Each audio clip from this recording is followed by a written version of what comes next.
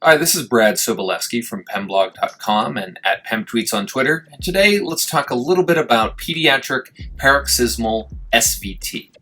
So SVT, or supraventricular tachycardia, is a rapid heart rhythm originating above the AV node.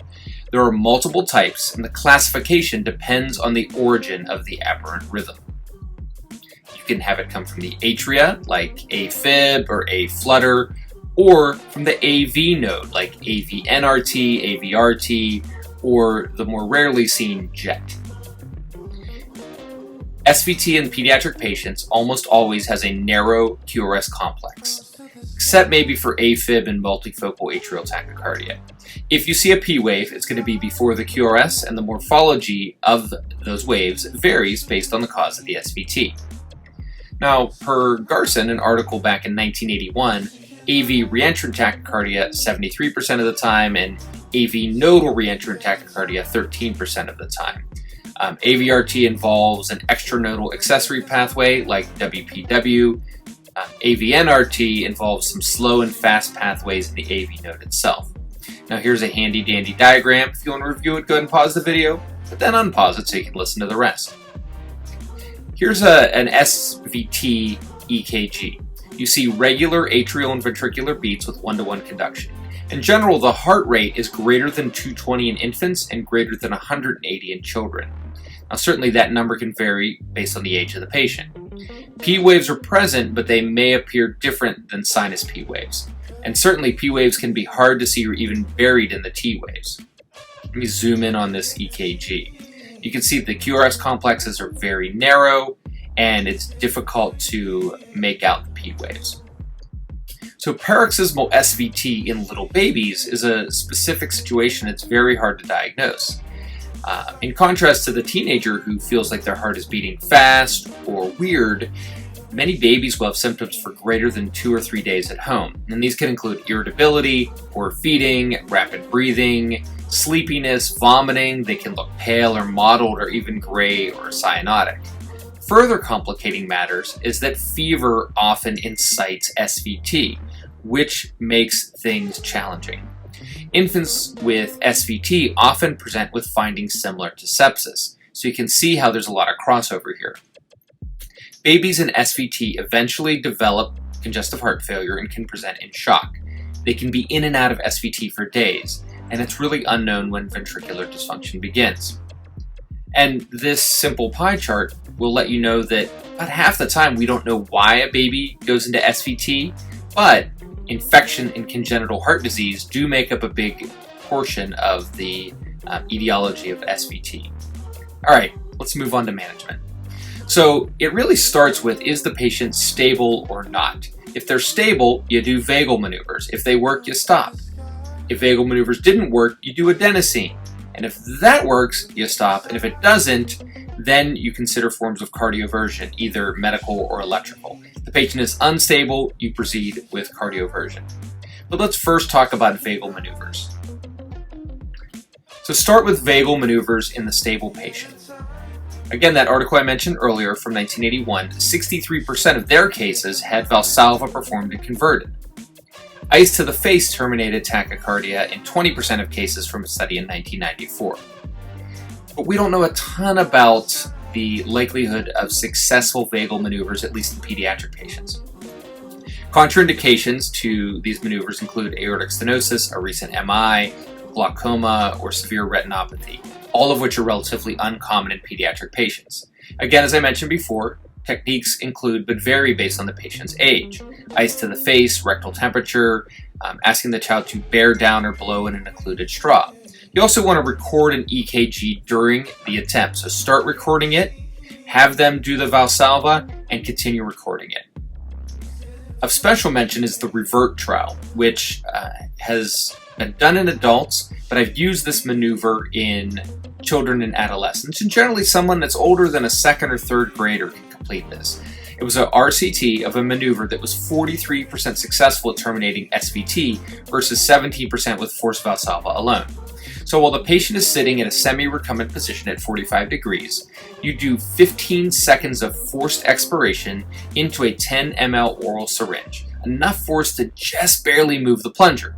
Immediately at the end of the strain, you lay the patient's head flat and raise their legs to 45 degrees for 15 seconds. Then you return them to the sitting position for 45 seconds. Let's talk about adenosine. Now, adenosine causes transient heart block in the AV node. It is rapidly cleared from circulation via cellular uptake, primarily by erythrocytes and vascular endothelial cells. Its half-life is really short, less than 10 seconds. Contraindications include transplant patients and somebody with an irregular wide complex tachycardia.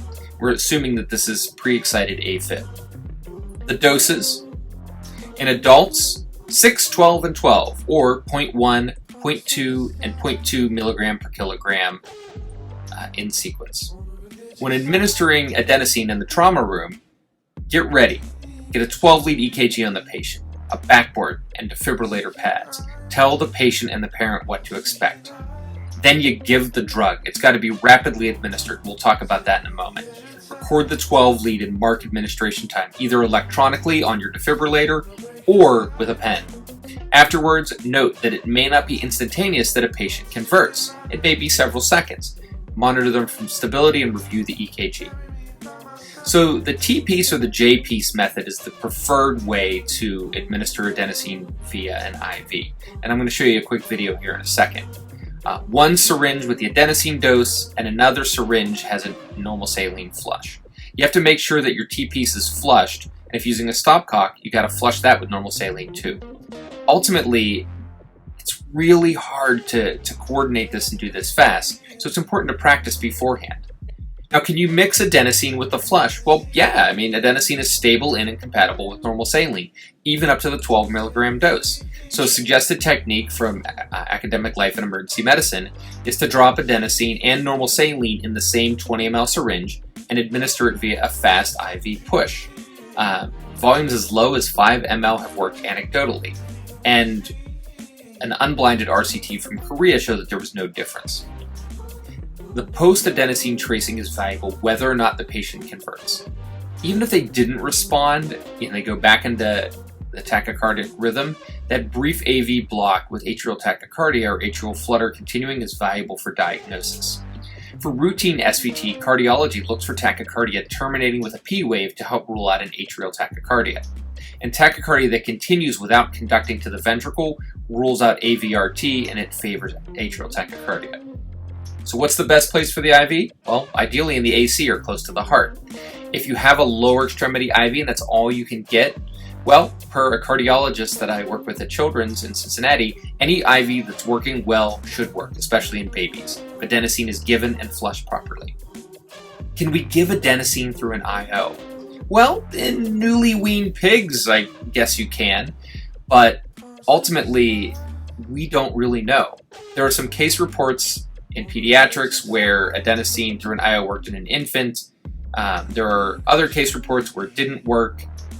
But in short, many cardiologists think it won't work and don't recommend it. So peripheral IV at this time, per limited evidence, is the supported way to give adenosine.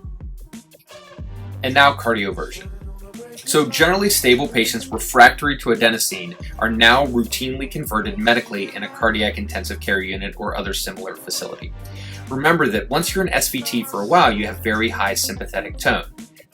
And ultimately, you're going to have to back that kid down slowly. Esmolol and similar agents plus sedation, drug like midazolam, to combat that sympathetic tone are used to good effect. The unstable patient needs cardioversion now. So having a working IV or IO before doing this is a really good idea. You start with 0.5 to 1 joule per kilo, and if it's ineffective, increase to 2 joules per kilo. Now, some adult EM physicians in SVT will give verapamil instead of adenosine. Pediatric cardiologists don't use it much, except perhaps for electrophysiology specialists, as it has a longer half-life, and it's a tertiary medication that should not be used in the emergency department on a stable patient who has pediatric paroxysmal SVT. All right, so in summary, SVT, especially in babies, is hard to recognize and may be present for longer than we think. Fever can incite it, so a dual sepsis and SVT workup is challenging but necessary in the smallest of babies. IO adenosine is understudied and not necessarily proven to work. Vagal maneuvers, however, are underrated, and be aware of the revert trial as it can be very successful in children able to cooperate with the maneuvers.